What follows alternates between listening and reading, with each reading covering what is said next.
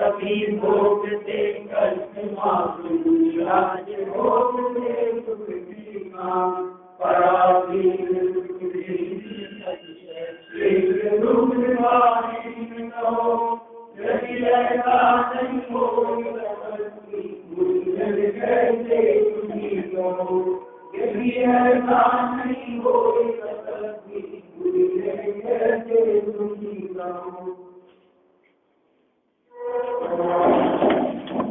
घर कुटुंब आदि सभी का स्वरूप यहाँ बहुत मार्मिक शब्दों में बतलाया कि भाई ये सब हमारे सुख के हेतु नहीं है, हमें बांध लेने वाले हैं, हमारे बंधन के मूल हैं। चाहे वो चित परिचित पत्नी हो, पुत्र हो, चाहे अन्य परिवारजन हो, वे सभी लोग हमें बांधने ही वाले हैं। इसलिए आचार्य देव ऐसा कहते हैं कि इनको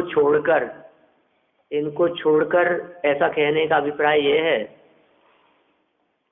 कि इनसे दृष्टि हटाकर निर्मल धर्म को भजो। साहब क्यों भजें और क्यों छोड़ें इसको? कहा यदि सुखमय सार चाहते हो, यदि आप सुख चाहते हो तो फिर इसको भजो, निर्मल धर्म को भजो। इन्हीं बातों का वर्णन करते हुए टोडरमल जी साहब यहाँ टीका में लिखते हैं, भावार्थ करते हुए पेज नंबर 58 पर, इस असार संसार में तू किसे सारभूत मानता है? तो जिन जिन से राग करता है वे सब दुख के ही मूल कारण हैं।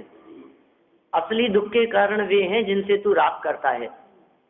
जिनसे द्वेष करता है वे अधिक दुख के कारण नहीं है, जिनसे राग करता है वे विशेष दुख के कारण है।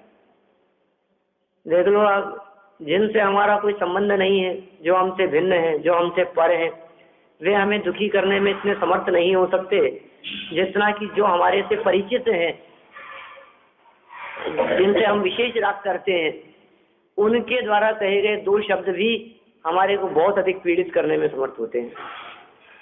वे यदि हमारा कहना नहीं माने, वे यदि हमारी बात नहीं माने, वे यदि हमारे अनुसार न चलें तो मतलब बहुत पीड़ा होती है हमारे मन में। इसलिए कह रहे हैं वे सब दुख के ही मूल कारण हैं।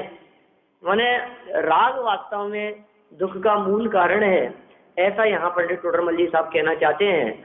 और वो किसके प्रति राग? तो कह रहे हैं जिसके प्रति तू राग करता है वो दुख का कारण है। यह घर अनेक उपाधियों का मूल कारण है। यहाँ कोई रक्षक नहीं है, इसलिए यह शरण रहित है। माने इस घर को अशरण जानो, इस घर में भी कोई बचाने में समर्थ नहीं होगा। पूरा घर और घर वाले चारों तरफ से घेर करके खड़े हों तो भी मौत को टालने में कोई समर्थ नहीं है। दल बल देवी देवता माता पिता परिवार मरते वीरिया जीव को कोई न राखन हार। ये अशरण है, शरणभूत नहीं है, ऐसा कहा है। ये भाई बंधु बंध के ही कारण है। देखो सब जगह पर ही शब्द का प्रयोग कर रहे हैं। ये ऊपर कहा दुख के ही मूल कारण है। भाई बंधु भी ये बंध के ही कारण है। माने कोई भाई बंधु ऐसा नहीं है जो आपके मुक्ति का कारण बन सके, पराधीनता का कारण है। और असली बंधन तो मोह का बंधन होता है। राग और मोह का ऐसा बंधन होता है जो सभी बंधनों से सबसे बलवान बंधन है। आपने सुना होगा कि सांकलों का बंधन, रस्सियों का बंधन, वो इतना अधिक बलवान नहीं है जितना बलवान मोह का बंधन है।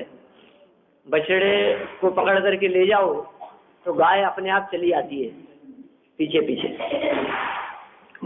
वैसे गाय को आप खींचना चाहो रस्सी बांध करके, सांकलों से खींचना चाहो तो आपकी सामर्थ्य नहीं है कि आप उसे खींच सको। हमारी शक्ति, हमारी ताकत, शारीरिक शक्ति ये उस गाय से अधिक नहीं है। वो हमें खींच करके घसीटती हुई ले जाए यदि हम रस्सी को नहीं छोड़ें तो।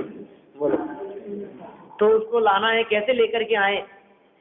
तो कहा रस्सी के बंधन से नहीं आएगी, मोह के बंधन से आएगी। कैसे ला सकते हैं कि बछड़े को पकड़ करके ले जाओ आप बछड़े को आगे आगे ले जाएंगे तो वो मोह के बंधन से वो अपने आप पीछे पीछे चली आएगी। जहाँ कोई बंधन दिखाई नहीं दे रहा है कि साहब किससे बांध करके लाए आप गाय को, कोई बंधन दिखाई नहीं दे रहा है बाहर में, लेकिन अंदर में मोह का ऐसा बंधन है। ये कह रहे हैं जिनके प्रति आप राग करते हैं, जिनके प्रति अपनापन करते हैं, ऐसे सभी भाई बंधु बंध के ही कारण हैं। मोह बंध का कारण मैंने आज सरासर देखा है। भजन की पंक्ति है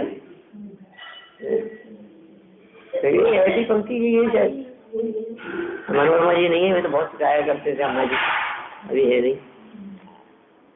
मोह दुख का घर है मैंने आज सरासर देखा है, आत्म धन के आगे झूठा सारा जग का लेखा है, मैं अपने में ही रम जाऊं तो पाऊं जिनंदा। ऐसी भजन की पंक्तियां हैं। तो मोह ही असली दुख का कारण है, बंध का कारण है, परतंत्रता का कारण है, पराधीनता का कारण है। इस भाव और परभाव में दुखदाई है। अब लो साहब, यदि ये मोह की चर्चा नहीं करो तो भाई बंधु बंध के कारण है, और ये भाई बंधु इस भाव में और परभाव में दुखदाई है। ये कुछ समझ में नहीं आ रही। इस भाव में दुखदाई है, ये बात तो समझ में आती है कि भाई बंधु परभाव में भी कैसे दुख देंगे हैं? भाई बंधु अगले भाव में कैसे दुख दे सकते हैं हमारे को? इनका साथ तो यही छूट जाएगा ना।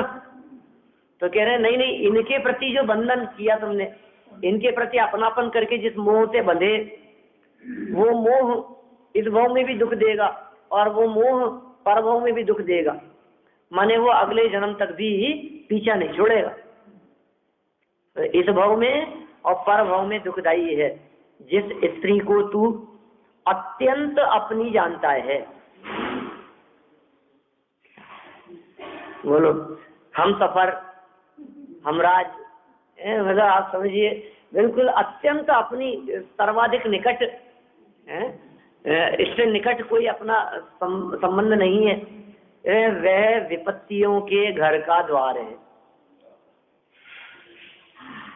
विपत्तियां आने का रास्ता है, वो साथ में है तो अनेक प्रकार की विपत्तियां हैं, और वो साथ में नहीं है तो किसी प्रकार की कोई विपत्ति नहीं। बोलो ऐसा होता है ना, परिवार साथ में होता है और आप कहीं जाएं तो बहुत परेशानी रहती है, क्योंकि परिवार साथ में है। और परिवार साथ में न हुए तो अपन तो कैसे भी रह ले में, कैसे भी खा ले पी ले में, कहीं भी कैसे भी जो भी अपने को जितना काल जैसे बिताना है तो अपन आसानी से बिता सकते हैं। जैसे ही वो साथ में हो गए, हम कितना भी पैदल घूम सकते हैं, कहीं जा सकते हैं, कहीं बस पकड़नी है इधर से उधर। अब साथ साथ में उनको वजन ढो करके कंधे पर बच्चे का है, वो कहीं मेरे से चला नहीं जाता है, ये यहाँ तो हम भोजन, ये हमें ये अच्छा नहीं लगता है। बोलो कितनी परेशानियां हैं। और आप भी परतंत्र हैं। आप मान लीजिए पंचकल्याण का मेला देखने कहीं गए हैं और परिवार साथ में है तो अनेक प्रकार की परेशानी है, और परिवार साथ में नहीं है तो आप ठीक है, कोई बात नहीं, जहाँ जगह मिली है किसी के भी साथ में कहीं भी। बोलो ये कह रहे हैं आपद का द्वार समझ लेना चाहिए। जहाँ साथ है वहाँ परेशानी है, और जहाँ साथ नहीं है, जहाँ स्वतंत्रता है वहाँ आनंद है। पराधीन स्वप्ने हूँ सुख नहीं, पराधीनता में स्वप्न में भी सुख नहीं है, और स्वाधीनता और स्वतंत्रता में सब जगह आनंद है। विपत्तियों का द्वार कह दिया, विपत्तियों के घर का द्वार माने समझिए उसकी मौजूदगी में हम जहाँ भी जाएंगे विपत्तियों के घर में प्रवेश करेंगे, ऐसा कहना चाह रहे हैं। जिस पुत्र को तू अपना अति प्रिय जानता है, अति प्रिय, अत्यंत निकट का संबंध पत्नी से और अत्यंत राग और प्रेम पुत्र से, ये कह रहे हैं वह तेरा बैरी है, शत्रु है। क्योंकि पुत्र जब जन्म लेता है तो तेरी स्त्री का यौवन क्षीण कर देता है। शत्रु है ये सब। एक और भजन की, बहुत पुराना भजन है, उसकी कुछ पंक्तियां हैं इसी तरह की, दिमाग तक नहीं पहुंच पा रही हो, कुछ इसी तरह की पंक्तियां हैं कुछ। हाँ, ऐसा भी है। और कोई पुराने भजन की बात कर रहा हूँ, ये तो अभी का भजन है, कोई 30-40 साल पुराना भजन होगा। और देखिए, खैर कल भी मेरे दिमाग में आई थी वो लाइन, देखिए फिर अपन आगे बढ़ गए इधर उधर दूसरी बातों में। पुत्र जब जन्म लेता है तो तेरी स्त्री का यौवन क्षीण कर देता है, बाल्य अवस्था में तेरा मिष्ट भोजन छीन लेता है। तुमसे ज्यादा परवाह तुम्हारे पुत्र की होने लगती है क्या? उसको खिलाना पिलाना, उसको संभालना है, उसका ध्यान रखना, तो समझ लो तुम्हारी तरफ से ध्यान हट गया है। तो बेटे ठीक है, कोई देखिए क्या कह रहे हैं ये, बाल्य अवस्था में तेरा मिष्ट भोजन छीन लेता है, उसने छीन लिया, लेकिन मोह इतना हावी रहता है कि उसे वो मिष्ट भोजन छीनता हुआ नहीं दिखता है। कोई बात नहीं, खुद तकलीफ पा करके भी उसके सुख की सोचता है, क्योंकि उसके लिए धनार्जन की चिंता में तू मनोवांछित भोग नहीं भोग सकता। उसकी चिंता में इसके लिए कुछ तो होना ही चाहिए। अपने को कोई दिक्कत नहीं है, लेकिन इसके लिए अपने को कोई दिक्कत नहीं है, लेकिन क्या करें। ये कह रहे हैं, और जब वह समर्थ होता है, समर्थ हो गया, युवा हो गया, तो तेरा धन छीन लेता है। जब तक बालक था तब तक तो हमारा धन संपत्ति वैभव सब खुशी खुशी उसके लिए समर्पित था। हम आगे होकर के उसके पीछे पड़े रहते थे, खाने के लिए, संभालने के लिए, क्या चाहिए, कोई जरूरत तो नहीं है, हर समय सहयोग करने के लिए तैयार रहते थे। और जब वही समर्थ हो गया तो अब हम क्या देंगे उसको, वो अपने आप ही छीन लेगा। इस पर तो मेरा अधिकार है, मुझे चाहिए, व्यवस्था करके दो आप, मुझे वहां जाना है, मुझे इतने पैसे चाहिए, क्या नहीं, मुझे ये कोर्स करना है, इतने लाख रुपए लगेंगे तो आपको देना ही पड़ेगा, आप करो व्यवस्था कैसे भी करके। आपको हमारे पास में नहीं, कैसे नहीं है, आप ही करोगे व्यवस्था। ये कह रहे हैं धन छीन लेता है, इसलिए पुत्र के समान दूसरा कोई तेरा शत्रु नहीं है। और पुत्र प्राप्ति के लिए कितने उपाय करता रहता है? बोलो। हमारे अजमेर वाले डॉक्टर साहब एक लेके आए थे छोटा सा, तो पंजाब देश में मिला हुआ, वो लाना भूल गया, वो कई बार ला के दिखाऊंगा उसमें क्या क्या लिखा है, उसमें पुत्र प्राप्ति के लिए और क्या क्या कोशिश करता है, और वही पुत्र क्या करता है आखिरी में। सही बात है, वही सब आगे, हालांकि भाव होगी वही आ रहे सारे। बिल्कुल बिल्कुल, ये वस्तु स्थिति है जी। आचार्य देव तो यहाँ वस्तु स्थिति का ज्ञान करा रहे हैं, और ये मोह निद्रा के वशीभूत प्राणी की ऐसी दुर्दशा होती रहती है, दुख उठाता रहता है, परेशान होता रहता है, लेकिन कभी ऐसा विकल्प नहीं आता इसको कि मैं इनसे दृष्टि हटाकर अपने आप के बारे में भी विचार करूं। और जब अपने आप के बारे में विचार की बात करते हैं तो ज्यादा से ज्यादा इसका दिमाग और इसकी बुद्धि विचार करती है बुढ़ापे तक की, और उसमें भी सिर्फ देह तक की, और बाहरी अनुकूलताएं बुढ़ापे तक अपने पास में बनी रहे, मतलब इतना ही अपने बारे में सोच पाता है। इससे आगे अपने आप के बारे में सोचने का इसको कुछ अवसर ही नहीं मिलता है, सोचता ही नहीं इससे ज्यादा कि इससे भी अलग मैं और कुछ हूँ। ज्यादा से ज्यादा ये समझता है कि मैंने बुढ़ापे का इंतजाम कर लिया, मैंने इंतजाम करके रखा है सब, बिल्कुल अपन ऐसे मूर्ख नहीं है क्या उसकी जैसे कि उसने बंटवारा कर दिया बच्चों में और खुद कंगाल हो गया। अपन ने तो पहले ही बिल्कुल अपनी वसीयत में लिख रखा है, जब तक जिंदा हूं तब तक मेरा है। मेरे 100 वर्ष पूरे हो जाने के बाद फिर उसके बाद में इसका अधिकार है। और मरने के पहले यदि मेरा विचार बने तो मैं अपना विचार बदल भी सकता हूँ क्या।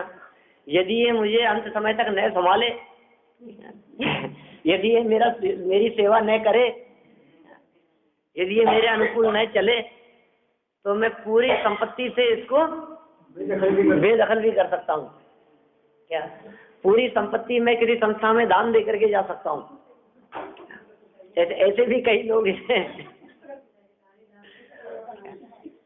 कह रहे हैं देखो हमारे पिताजी दान ही दान करते। ऐसी स्थिति है, सच बात है ये। तो मैंने अंत समय के बारे में ऐसा विचार करके इकट्ठा करके अपना धन बच्चों में न बांट करके ऐसा समझते हैं कि अपन तो सुरक्षित है, अपने साथ कभी ऐसी नौबत नहीं आएगी। लेकिन भाई साहब आप सोच रहे हैं कि धन सुरक्षित है इसलिए अंत समय में अपनी ऐसी नौबत न आएगी कि घर से निकलना पड़े। लेकिन यदि इस शरीर ने साथ छोड़ने की सोच ली, ये शरीर बिगड़ गया, धन आपके पास में है इसलिए बच्चे तो नहीं बिगड़ेंगे क्या, वो तो आपके विरोध में नहीं चलेंगे।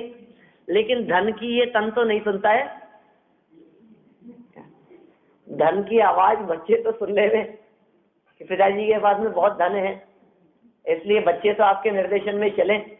लेकिन धन बहुत होने से ये तन तो नहीं सुनता है ना। ये तन बिगड़ गया तो धन किस काम आएगा क्या? और तूने अपने धन और वैभव के लिए बच्चों को न बताया और ये तन छूट करके चला गया तो वो धन न तो तेरा रहेगा और न बच्चों के हाथ लगेगा क्या, मालूम कहाँ चला जाएगा। देखो इसलिए कह रहे हैं कि तू एक बार उन सबसे दृष्टि हटाकर अपने आप को देख, पुत्र के समान भी तेरा कोई शत्रु नहीं है। इन सबको छोड़ जो तेरे दुख के कारण दिखाई देते हैं, प्रकट दुख के कारण दिखाई दे रहे हैं। दौलत राम जी के शब्दों में कहूं तो रागादि प्रकट ये दुख देन, ये प्रकट में दुख देने वाले दिखाई दे रहे हैं। पुत्र दुख दे रहा है ऐसी बात नहीं है, लेकिन पुत्र के प्रति जो विशेष राग है वो हमारे को दुख दे रहा है। तथा तू सुख चाहता है तो एकमात्र निर्मल जैन धर्म का सेवन कर, एकमात्र जैन धर्म का सेवन कर, उसका पालन कर, उसे अपने जीवन में उतारने का प्रयास कर। क्योंकि सुख चाहने वालों के लिए इसके अतिरिक्त दूसरा और कोई मार्ग नहीं है। दुनिया में कोई धर्म दर्शन ऐसा नहीं है जो इसको शाश्वत सुख की बात करता हो, जो इसके परमात्मा बनने की बात करता हो। सभी बंधन और पराधीनता की बात करेंगे, सभी पराधीन कर लेने की बात करेंगे और सभी ये कहेंगे कि तुम्हें सुखी होना हो तो परमात्मा की शरण में चले जाओ। और उनके परमात्मा भी ये कहेंगे कि आजा बेटा मेरी शरण में, मैं तेरा कल्याण कर दूंगा। तो किसी की शरण में जाना इसका मतलब है परतंत्र होना। जो सुख परमात्मा के अधीन हो वो सुख आनंदकारी कैसे हो सकता है? क्योंकि पराधीनता में तो सपने में भी सुख नहीं है। मेरा सुख यदि परमात्मा के अधीन हो तो फिर वो सुख ही नहीं है, पराधीनता है ना। इसलिए स्वाधीन सुख, स्वाधीन आनंद बस लो जहां भी प्राप्त हो। जहां कहीं पर भी ये स्वाधीन सुख मिले तो कहाँ मिल सकता है कि स्वाधीनता की चर्चा करने वाले जैन धर्म में ही वो सुख मिल सकता है। क्योंकि जैन धर्म जैसी स्वाधीनता की चर्चा अन्य कहीं नहीं है। कि इतनी स्वाधीनता और स्वतंत्रता की चर्चा करता है जैन दर्शन कि एक एक कण स्वतंत्र है, माने कोई किसी के अधीन नहीं है। न आत्मा शरीर के अधीन है, न शरीर आत्मा के अधीन है। और शरीर का भी एक एक परमाणु इसके विकल्प के अधीन नहीं है। माने आंखें कान के अधीन नहीं है और कान नाक मुंह के अधीन नहीं है, इसमें स्वतंत्र है। इस उंगली में यदि कुछ हो जाए तो इस उंगली के अधीन नहीं है, इसलिए स्वतंत्रता है। एक परमाणु दूसरे परमाणु का कुछ बिगाड़ नहीं सकता, कुछ बिगाड़ता नहीं है, सब है अपने में स्वयं पूर्ण। अणु अणु स्वयं में पूर्ण है, कर्ता न धरता कोई है, अणु अणु स्वयं में लीन है। आत्म बने परमात्मा वो शांति सारे देश में है, देश न सर्वोदयी महावीर के संदेश। ये भगवान महावीर स्वामी का ऐसा संदेश है कि कण कण की स्वतंत्रता को पहचान लो, स्वाधीनता को पहचान लो और इस स्वाधीनता का उपभोग करो। जो स्वाधीनता को पहचानते हैं वे स्वाधीनता का उपभोग करते हैं, और जो स्वाधीनता का उपभोग करते हैं इसका मतलब है वे आनंदित रहते हैं, वे प्रसन्न रहते हैं। किसी के अधीन मत हो। देखिए कह रहे हैं समभाव धारण करने की प्रेरणा। कैसी प्रेरणा दे रहे हैं? जैन धर्म का सेवन करो, और जैन धर्म किसका नाम है? तो समता भाव में ही जैन धर्म समाहित है, वितराग भाव में जैन धर्म समाहित है, अकर्ता भाव में जैन धर्म समाहित है। तो जैन धर्म का सेवन करो माने समता भाव अंदर में धारण करो, सहज रहो, ज्ञाता दृष्टा बनकर के रहो, जानने देखने वाले बनकर के रहो। वीतराग भाव से ही मोक्ष मार्ग की शुरुआत है, वीतराग भाव के बिना मोक्ष मार्ग होता नहीं है। और वीतराग भाव माने समभाव। समभाव का मतलब न काहू से मित्रता और न काहू से द्वेष, किसी से राग नहीं और किसी से द्वेष नहीं, उसका नाम है समता भाव। और ये समता भाव चारित्र का लक्षण है, ये सम्यक चारित्र है। और चारित्रम खलु धम्मो, चारित्र वास्तव में धर्म है, चारित्र ही निश्चय से धर्म है। तो कौन सा चारित्र धर्म है? कि रात्रि भोजन त्याग? कि नहीं, कौन सा चारित्र धर्म है? देख करके चलना? कौन सा चारित्र धर्म है? प्रतिमाधारी हो जाए, कपड़े उतार देवे, वो धर्म है? ये कह रहे हैं सबसे पहले जिस चारित्र को धर्म कहा गया है वो चारित्र वीतराग भाव और समता भाव का नाम है। फिर जिसके हृदय में वीतराग भाव और समता भाव होता है फिर उसके कपड़े भी उतरे बिना नहीं रहते, अपने आप प्रक्रिया चलती रहती है वो वीतराग भाव के माध्यम से। इसलिए समभाव धारण करने की प्रेरणा देते हैं। और इस समभाव की चर्चा करते हुए यहाँ तो देखिए उत्थानिका में क्या कह रहे हैं। कोई पूछता है कि ये घर आदि हमारे लिए उपकारी नहीं है परंतु धन तो उपकारी है, इसका समाधान आगामी चंद्र में करते हैं। माने किसी को ऐसा लगता हो कि भाई घर तो कोई बात नहीं, आचरण है, घर तो चूने मिट्टी का खड़ा है, घर का क्या होगा, ठीक है, और परिवार भी साथ नहीं देता, सब स्वार्थ के सगे हैं। लेकिन धन में तो ऐसे स्वार्थ बने की वृत्ति नहीं दिखती है। सब कुछ खरीद सकता हूँ क्या बोलो आप? धन तो स्वार्थी नहीं हो सकता है ना। धन तो जिसकी जेब में उसका, जिसका अधिकार उस पर उसका, मैं चाहूं जैसा खर्च करूं, उससे चाहूं जो खरीदूं, इधर मेरे कंट्रोल में है ना। परिवार भले मेरे हिसाब से नहीं चले लेकिन धन तो मेरे हिसाब से खर्च कर सकता हूं। तो ये कह रहे हैं भले ही जगत जन घर बार आदि स्त्री पुत्रादिक हमारे लिए उपकारी नहीं है लेकिन धन तो हमारे लिए उपकारी होगा। उसका समाधान करते हैं कि धन भी तेरे लिए उपकारी नहीं होता है भैया। शार्दुल विक्रीण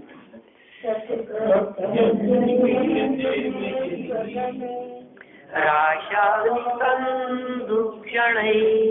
संबंधेन किमंग शाश्वतशुभै संबंधिभिर्बन्धुभिः किं मोहाय ममादितेन सदृशा येन गेन वा येन याहि सुखाय ते समममुं मागा प्रमादं मुधा। धन कोई धन समो जीवन कालक धन से क्या कहो प्रयोजन मात्र मूल संबंधी बंधु जनों से क्या कहो प्रयोजन मोर समझन अथवा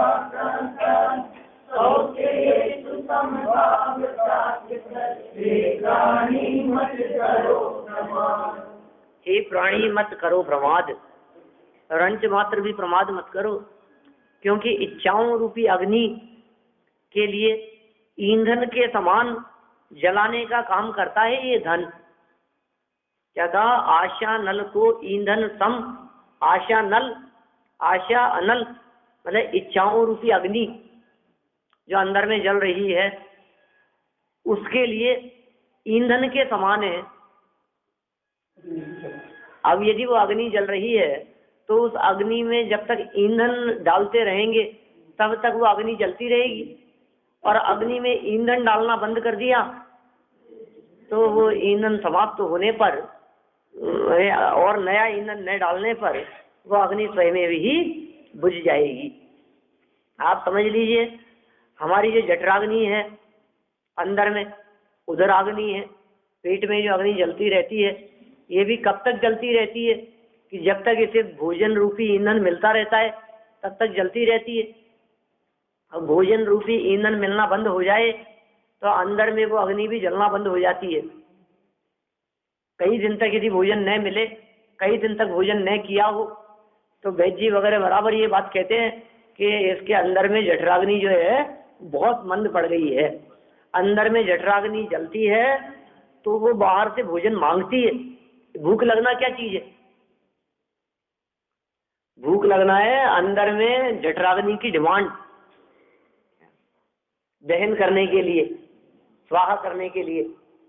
और अंदर में डिमांड नहीं हुई, इसका मतलब है भूख नहीं लग रही, इसका मतलब है जठराग्नि मंद पड़ गई। और वो अग्नि मंद पड़ गई मान लीजिए तो फिर भूख नहीं लगती है इसको। तो वैद्य जी वगैरह औषधि वगैरह के माध्यम से क्या काम करते हैं, और उसकी जठराग्नि को तीव्र करने का काम करते हैं जिससे भूख लगे। अब यदि धीरे धीरे करके यदि वो अंदर से अग्नि बुझी जाए या मंद हो जाए, अति मंद हो जाए, तो कहते हैं कि अब ये बुझने वाली है। कब तक जलती रहती है? यहाँ ये बात कह रहे हैं जब तक जलती रहेगी जब तक ईंधन मिलता रहेगा। इसलिए वही वाक्य मैं कई बार कहता हूं कि भोजन कर करके कभी किसी की भूख नहीं मिटती। क्यों नहीं मिटती? क्योंकि भोजन तो ईंधन का काम करता है, उस अग्नि को जलाए रखने के लिए। आपको भूख मिटाना है, भोजन का जिन्होंने सर्वथा त्याग कर दिया उनके अंदर की अग्नि वो बुझ गई और भोजन का अब जरूरत नहीं रही, भोजन की अब भूख ही नहीं लगती है, ये कह रहे हैं। अब देखिए, अब इसमें भी और विशेष बात है, जो जितना भोजन करने लग जाता है उसकी जो अग्नि है अंदर में वो उतने से ही तृप्त हुआ करती है कुछ काल के लिए, और जो जितना ज्यादा करता है उसकी जठराग्नि उतनी ही तीव्र रूप से जला करती है, उसको उतने ही ईंधन की जरूरत होती है। आपने कई लोग ऐसे देखे होंगे जो वर्षों से एक डेढ़ रोटी खाते, बहुत वर्षों से 2 ही खाते हैं, और बहुत ऐसे हैं जो 4 के बिना भूख ही नहीं मिटती है, 4 तो कम से कम है। तो वो लोग कोई की 4 में भूख मिटती है और कोई की 2 में और कोई की 1 में ही। उसके पीछे क्या कारण है? और सदा से ऐसा नहीं कि जो 1 रोटी खा करके उठाए इसका मतलब वो भूखा उठ गया हो, और जिसने 4 खाई है इसका मतलब उसने बहुत ज्यादा खा ली हो। क्या ऐसा नहीं है? वो 4 खा करके भी उसने अपने जठराग्नि के योग्य खाया है, और वो 1 खा करके भी अपने उसके योग्य ही खाया है। हाँ, वो आपने बताया था एक बार, शायद चाय पीते हैं, शायद चाय भी एक ही बात। और कितने बरस हो गए? 50 साल का तो बेटा हो गया। करते हैं अन्न क्या कुछ भी नहीं खाते पीते? कुछ भी नहीं? पहले तो खाते थे, मतलब जैसे पहले तो मतलब कोई जैसे अपन जैसे सब्जी के साथ रोटी साथ दाल खा लेते थे, खा लेंगे। कितने वर्षों से नहीं खा रहे? वो शादी हुई थी माधुराजपुर में, उसके बाद उसकी वो जिठानी चल रही बेटी थी, वो चल रही बेटी वो प्रेम पर गई थी। उसके बाद आप तो वर्ष में 50 साल का तो बेटा हो गया है, शादी हुई तब की बात कर रहे हैं। 51 साल का तो बेटा है।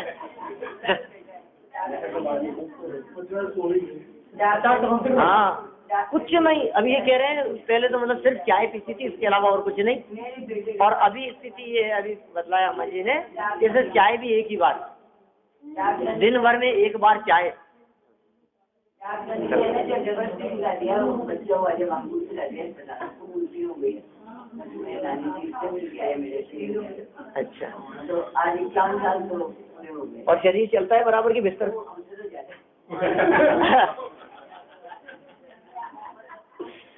अब बोलो आप। ये बड़ा स्वतंत्रता है साहब इसमें। कोई बात नहीं, हाँ मतलब चाय से उनका जो शरीर चलता है चाय से चलता है। चाय भी पीजिए। चलिए, अपन कहाँ पढ़ रहे हैं? आशा नल को ईंधन के समान, आशा इच्छाओं रूपी अग्नि को ईंधन देने के समान उद्दीपन, उद्दीपन मतलब प्रज्वलित, कारक माने कारण। धन से क्या, धन से क्या मतलब है उसका? ऐसे धन से क्या मतलब जो धन और अधिक ईंधन का काम करता है। देख, धन की बिल्कुल स्थिति ऐसी है, जिनके पास धन नहीं है वे सुखी है। कभी नहीं था धन, गांव में रहते थे, धन की जरूरत नहीं थी, खेती बाड़ी करते थे, अपने आराम से जीवन यापन करते थे। दूध वाला दूध दे जाता है, गेहूं आदि अपन करते हैं, उगाते हैं और आराम से रोटी बना करके खाते हैं। कोई जरूरत नहीं थी। और किसी ने कुछ धन उनको दे दिया क्या, और कुछ बतला दिया कि इस धन से ये हो सकता है और कुछ। अब जो धन है ना, अब वो धन कभी किसी को घटता अच्छा नहीं लगता। क्या बिल्कुल नियम है ऐसा, किसी को धन घटता अच्छा नहीं लगता।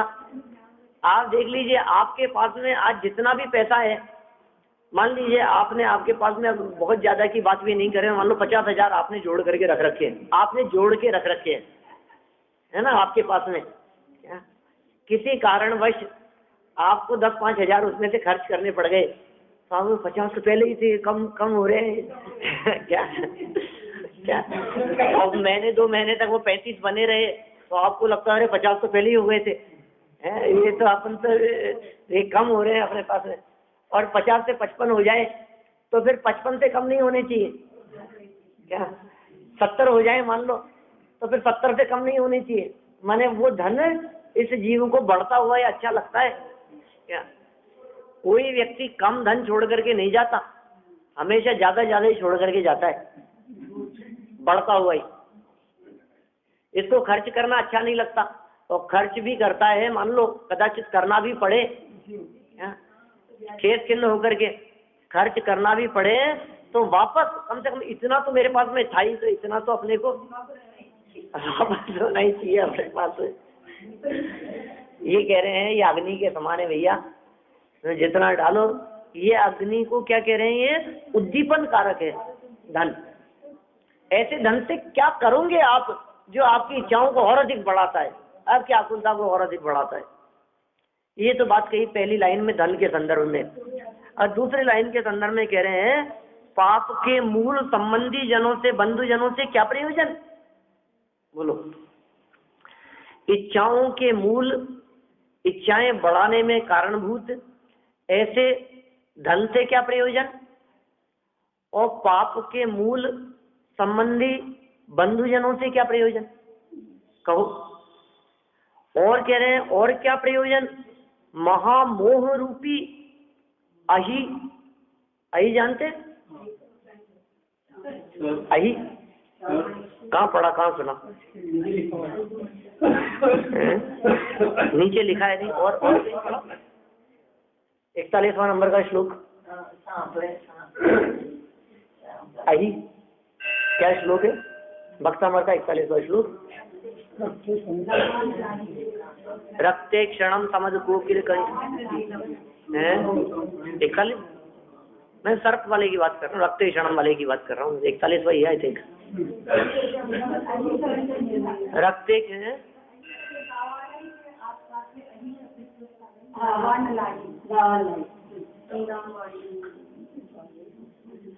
रावण लाही संग्राम, वो तो सब क्या है 41 वर्ष, ये 47वें की बात कर रहे हैं आप। क्या नहीं है? तो अही अही की जो चर्चा की है ना, वो वहाँ 47वें में किए, 41वें श्लोक का प्रतिनिधित्व करते हुए। 47वें श्लोक में जो बतलाया ना पूरा, वो अही ध्यान तो आ रहा है मेरे को, दवा नलाही कह दिया ना। चलो मृगराज दवा नलाही, अही अही शब्द अपन ने भक्तामृत में पढ़ा है और उसका अर्थ होता है सर्प। यहाँ क्या कह रहे हैं, महामोह अही, महामोह रूपी अही बिल, सर्प के बिल के समान तन अथवा प्रासाद। ये शरीर और ये महल महान मोह रूपी सर्प का बिल है। अब बोलो सांप के बिल में कौन जाना चाहेगा?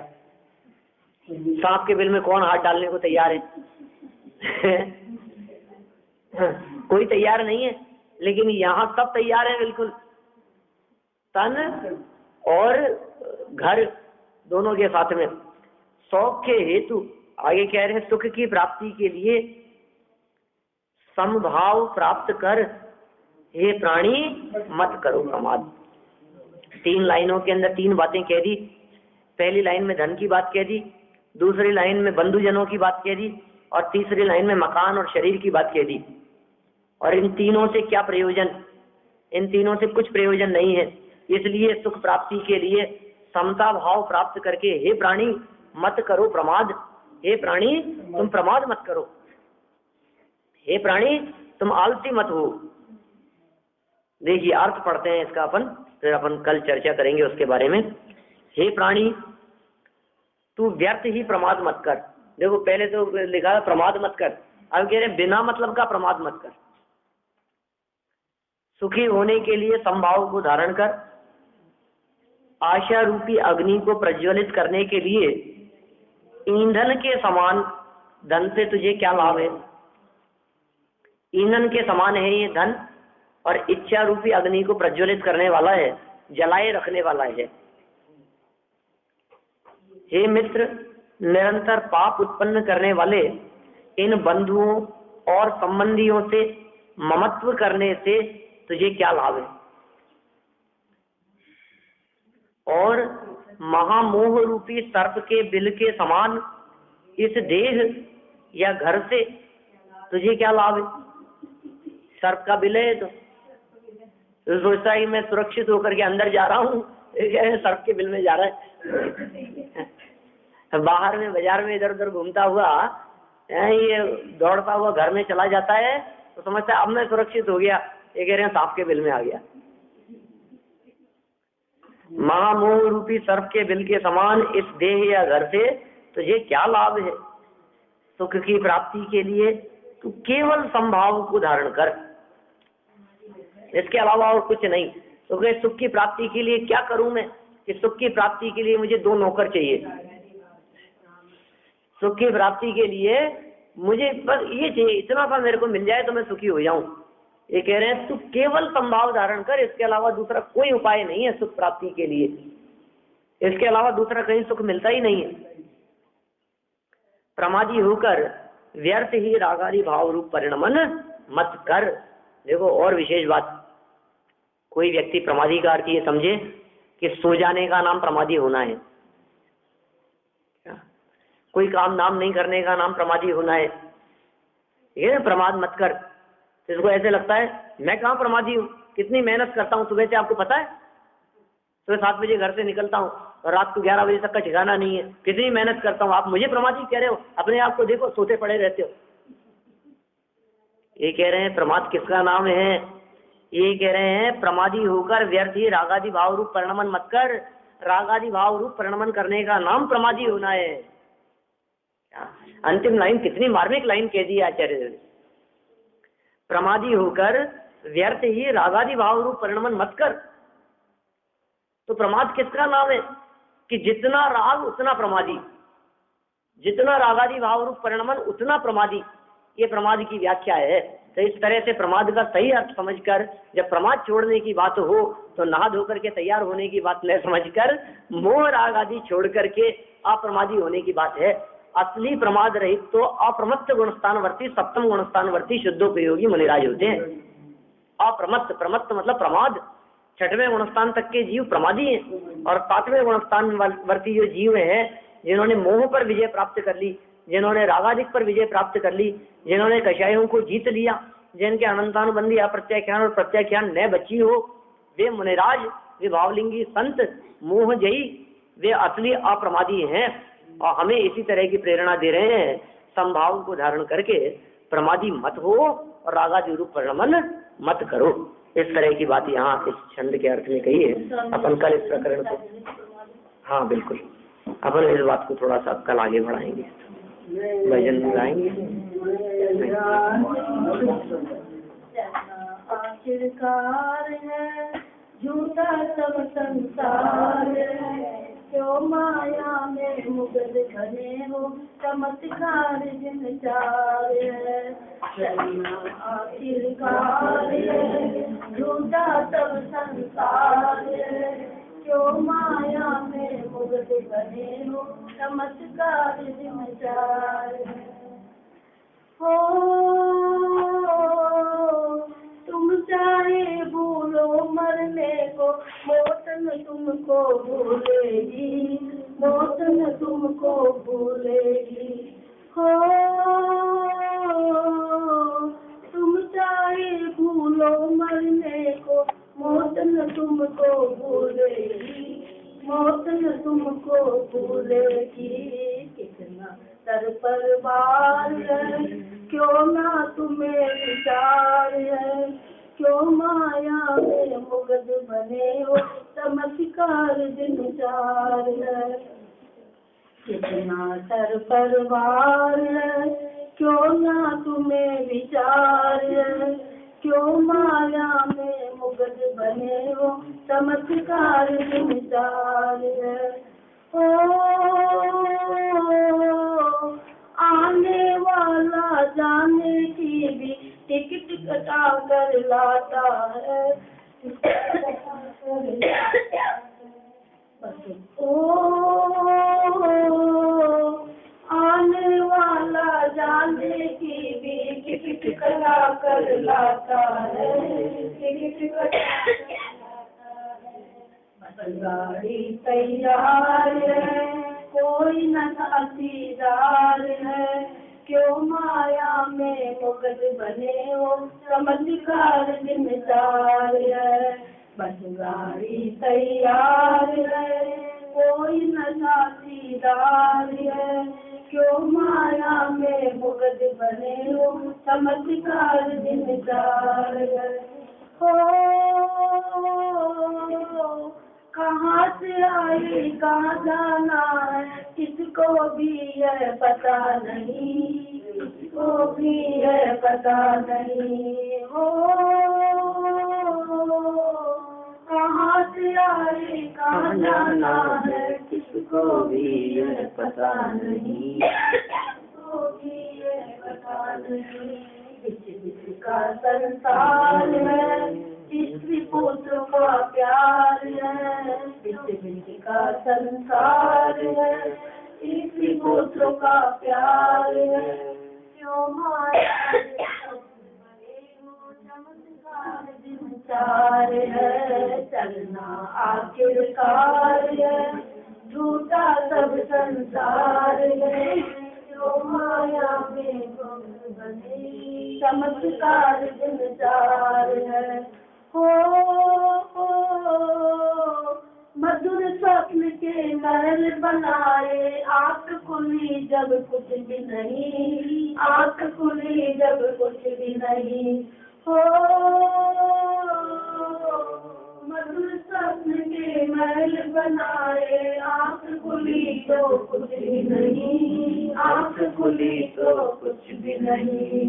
जी के यार है, सारे बेदरकार है, जी के यार है, सारे बेदरकार है, क्यों माया में मुगद बने हो, चमत्कार दिन चार है। चलना आखिरकार है, झूठा सब संसार है, क्यों माया में मुगद बने हो, चमत्कार दिन चार है। ओ तेरा मालिक तू ही है, बस तेरा जो कुछ तेरा है, तेरा जो कुछ तेरा है। ओ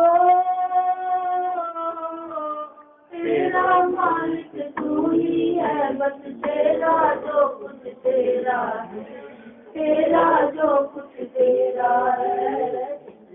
सब कुछ सारे चंदन जय जयकार है, तो क्यों माया में मुग्ध बने, चमत्कार जिनकार है।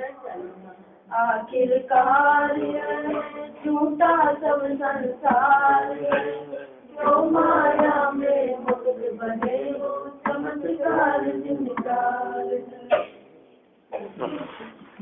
जवानी के प्यार से तुझे लो पारो, तो मानी मत नमो राधे सिंधु, राधे सिंधु।